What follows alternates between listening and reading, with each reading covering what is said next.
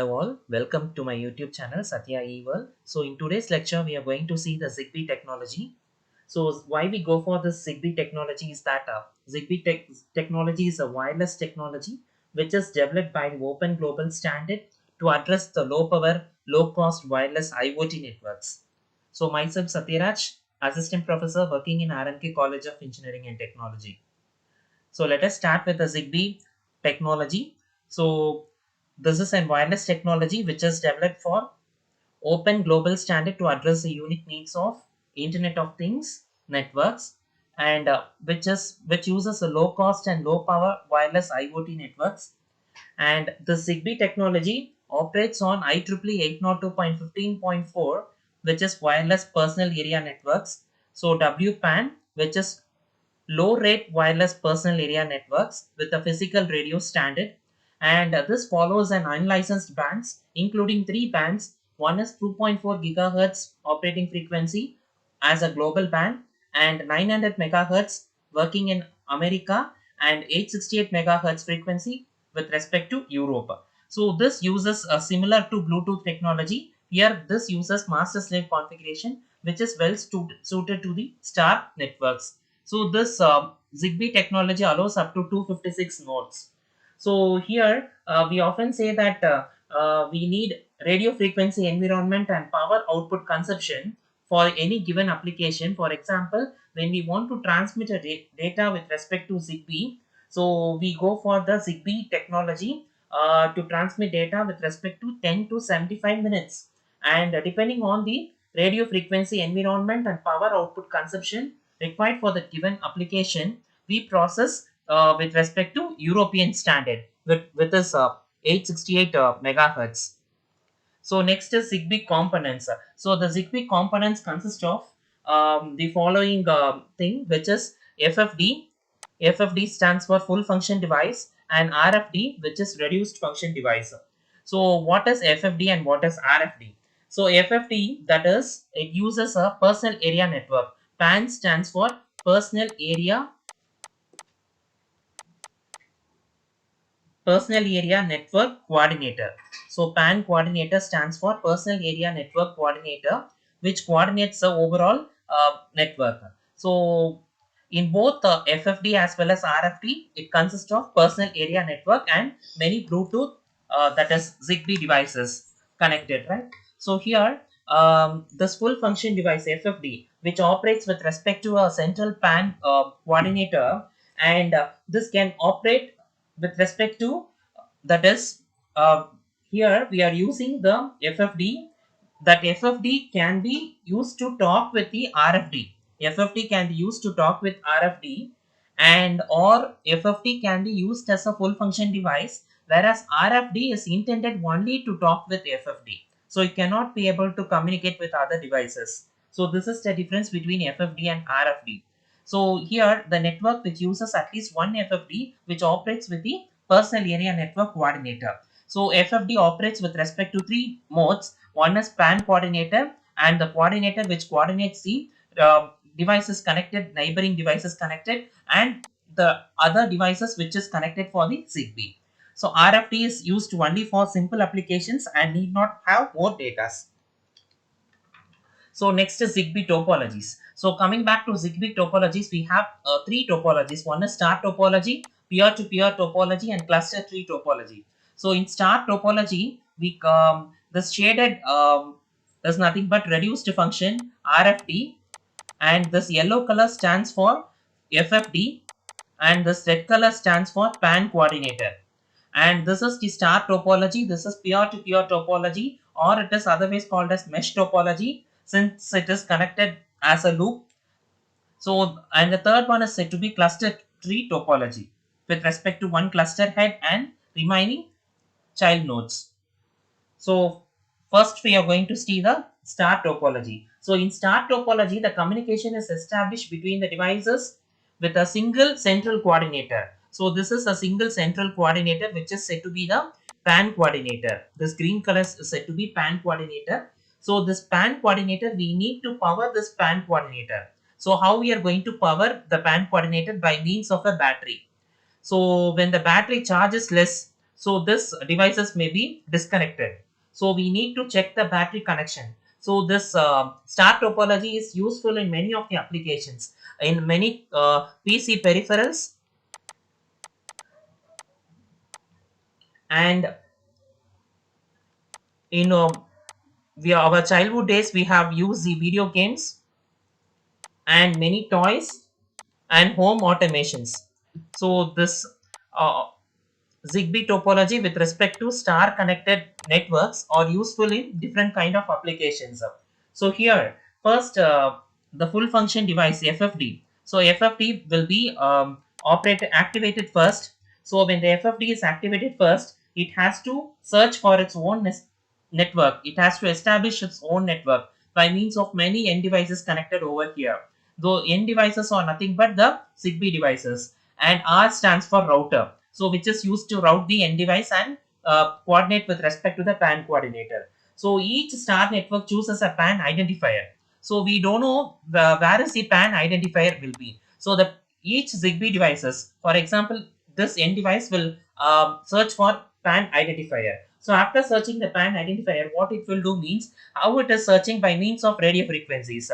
By means of the coverage of the radio frequencies, it will be searching the PAN identifier. After searching the PAN identifier, this allows the star network to operate independently. So this is the operation of the star topology.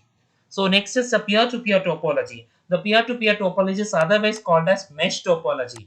So in peer-to-peer topology, there is only one PAN coordinator, right? So in contrast with the star topology, any device can communicate with any other device. Here we have multiple devices connected over here. So any device can communicate with any other device in case of peer-to-peer topology.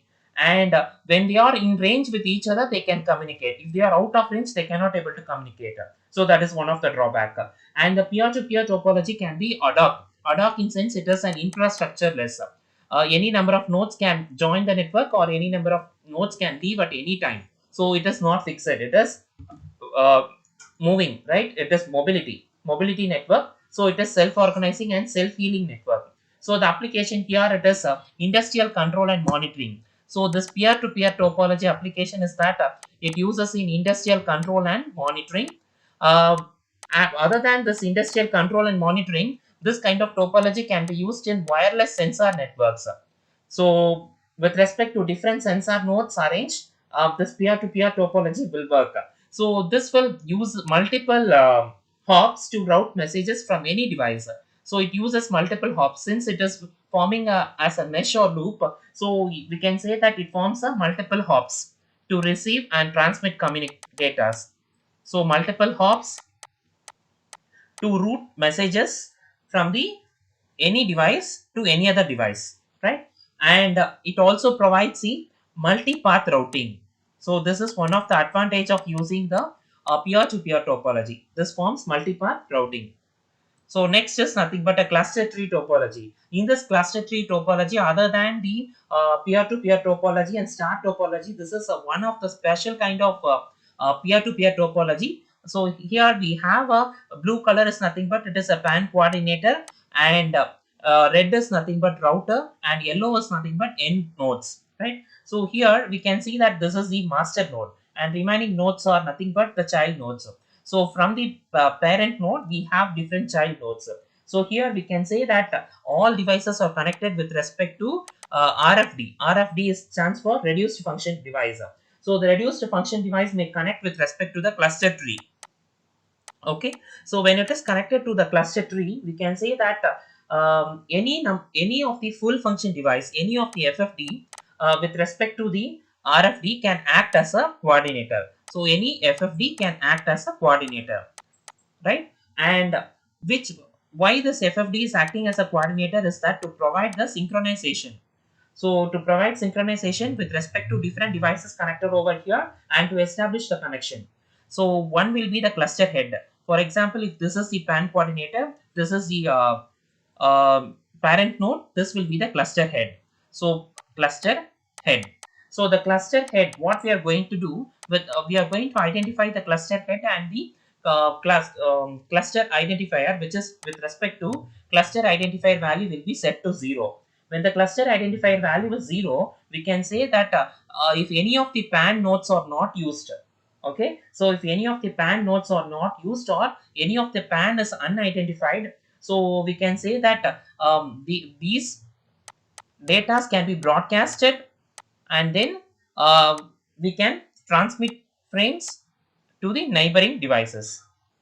So this is the cluster tree topology. Next comes under the Zigbee architecture. So in the Zigbee architecture, we have the physical layer at the lowermost layer. We all know the physical layer operation. Then comes the data link layer with respect to medium access control, and the upper layer, which is the network layer, and the application layer. We have four layers over here. So the physical layer, which is operating with a range of frequency hopping with respect to 2.4 gigahertz at 250 kbps. We need to remember this 915 megahertz at 40 kbps and 868 megahertz at 20 kbps.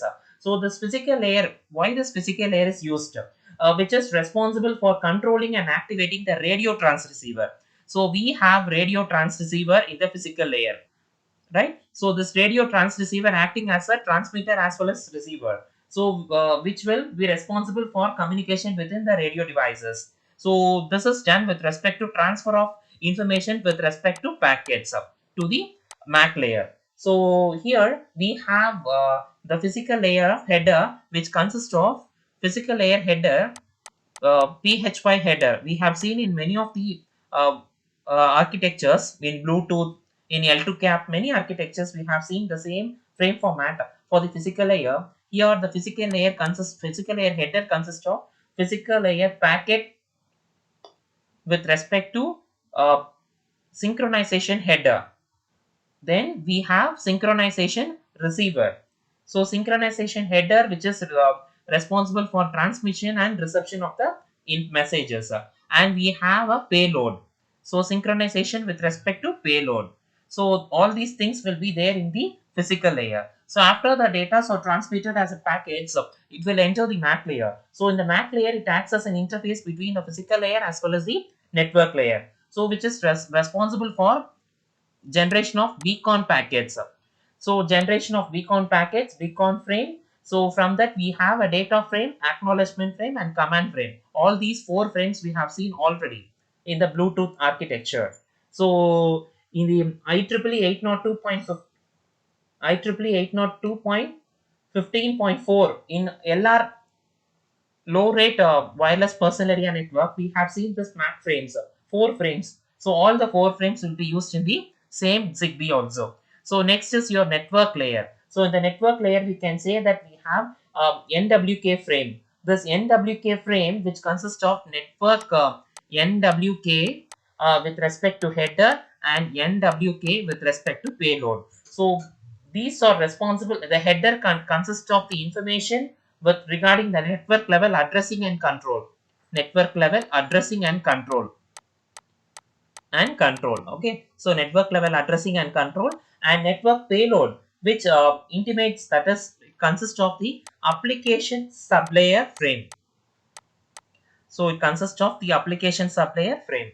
So the next is the application layer. The application layer, the application support sublayer is there, and application framework is there, and Zigbee device object is there. So here we have lot of things. So we'll see one by one. So first physical layer, I told everything. It acts as a lowermost layer which act as a transceiver, selects the channel frequency and monitor the channel. And next is using radio devices. The communication of data is done by means of packets. It consists of synchronization header, which is responsible for receiver synchronization, and a physical header which contains the information about the frames, and then payload. So next is MAC. So whatever I said, everything is given over here. With respect to beacons, it will generate, and synchronization is done with respect to beacon enabled network. And then beacon frame can be used as a coordinator to control and transmit the frames.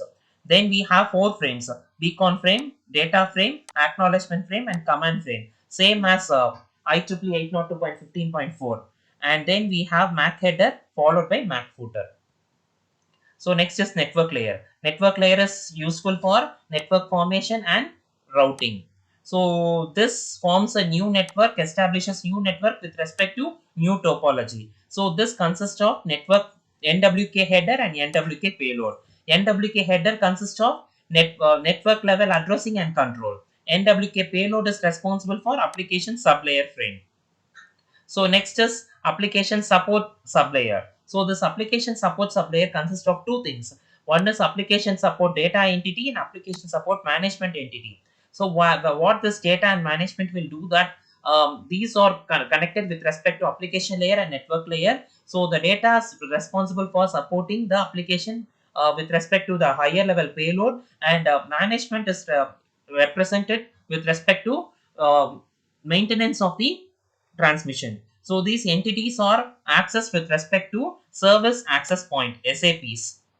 All are received with respect to radio frequencies. So next comes the application layer, which is the highest layer, which consists of the Zigbee device objects, and also it uses the applications, and which can contain up to 240 application objects. And then one of the application profile or program can be developed with respect to Zigbee Alliance, and these are the applications of Zigbee: home automation, industrial automation, and healthcare applications. So consider this Zigbee system, one of the application. We have a personal computer connected with a mobile, which is connected with respect to the application, which is World Wide Web, which is connected to the central home gateway. So everywhere the Zigbee communication takes place with respect to Wi-Fi. So this is the home security server, where you have a server in your home. In the home we have analog camera as well as IP camera, right? So this is communicated here in television. We have the television, TV, as well as the connected to the personal personal computer with respect to a tablet. So these are all the different automation systems which we can control in our home, which is you can control your door lock, and you can do the fire detection system and lightning control and climate control and other applications. So thank you for your patient listening. So have a great day. If you have not subscribed, kindly subscribe, like, share and comment. Thank you.